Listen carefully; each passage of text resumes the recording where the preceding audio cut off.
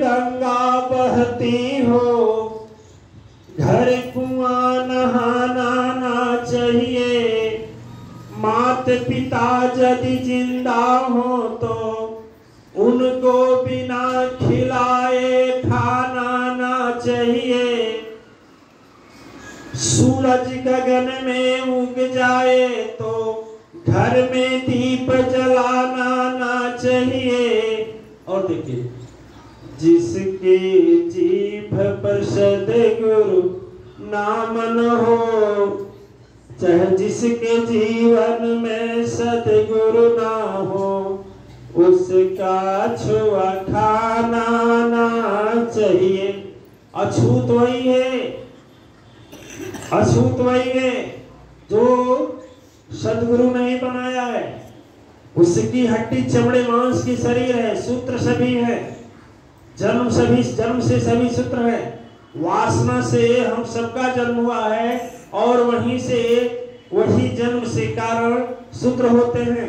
जब हम सद्गुरु बनाते हैं तो सद्गुरु जब बनाते हैं तो दूसरा जन्म होता है, द्वि माने दूसरा, जैसे जन्म दूसरा जन्म होता है। और जब दूसरा जन्म हमारा हो जाता है, उसी को विप्र कहते हैं, उसी को द्विज कहते हैं, उसी को ब्राह्मण कहते हैं।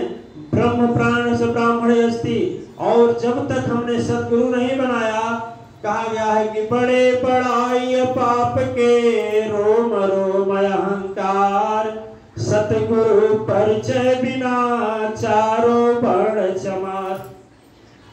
दिव्यात्माएं चाहे सुने हैं तो भी सुन लीजिए। भगवान विष्णु की गाथा। त्रिकालदर्शी ब्रह्मपुत्र नारद, त्रिकालदर्शी ब्रह्मपुत्र नारद जी थे। वो क्या किए कि गए, त्रिकालदर्शी जो ब्रह्मपुत्र नारद जी थे, नारद जी गए किया, उनका जाना प्रत्येक दिन काम था। क्षीर सागर में जाते थे, बैठ करके भगवान के साथ सत्संग प्रवचन भजन जो कुछ भी होता था करते थे, प्रभु को भजन सुनाते थे और फिर वहां से चले जाते थे।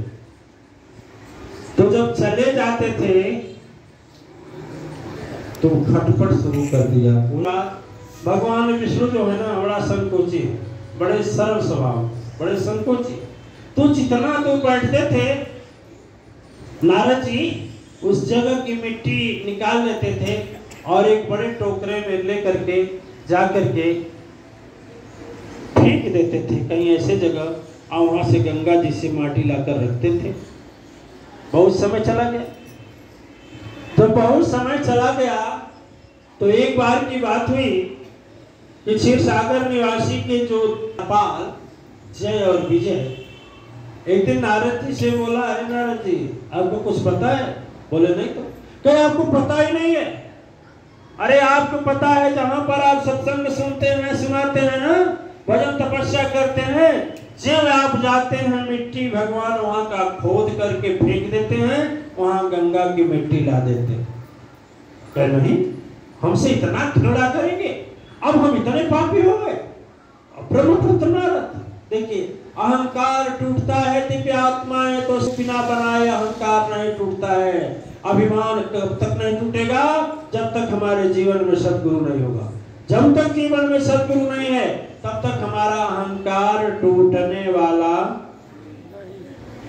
इसीलिए अहंकार तोड़े, और जब तक अहंकार टूटेगा नहीं, अहंकार गलेगा नहीं, तब तक हमें वह परम शक्ति सत्ता भगवत प्राप्ति शक्ति प्राप्ति या संसार की शांति ये नहीं होगी। और बातें छोड़, तो चारों वेद की जानकार हो, स्वयं ब्रह्मा का मानस पुत्र हो और मेरे साथ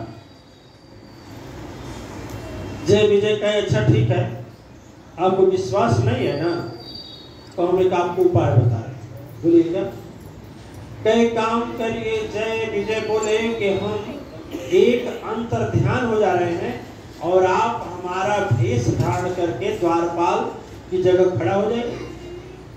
जय अंतर ध्यान हो गए, उनके जगह नारद जी जय का भेष बना करके खड़े हो गए। जब नारद जी खड़े हो गए तो भगवान हर दिन की भांति वही काम किए कि जहां वो मिट्टी थी, जहां बैठे थे, उस मिट्टी को खोदे और एक टोके और लेकर के जैसे गेट के बाहर हुए तैसे सामने दिखाई दे दिया नारद को। भले जय के भेष में खड़े थे, लेकिन थे तो नारद जी, भेष बदले हुए थे। जब देखे तो तुरंत पकड़े, कहे हाथ पकड़ लिए। सब कुछ जानने वाले क्षीरसागर निवासी बोल रहे हैं, छोड़ो जाए, ये क्या कर रहे हो? नारद जी बोले, अरे नाथ हाँ लगी नया पचतीराई, अब नहीं, अपने भेष में आ गए। नारद जी बोले कि ये क्या कर रहे हैं? तो बोले यही बात बोले, जिसके जीवन सद्गुरु ना हो उसका छुआ खाना ना चाहिए, वह तन पवित्र नहीं होता, पास बैठने देना ना चाहिए, मंत्र जाप की शक्ति भी निगुरा के साथ में करना ना चाहिए। अब लोग दीक्षा लेते हो।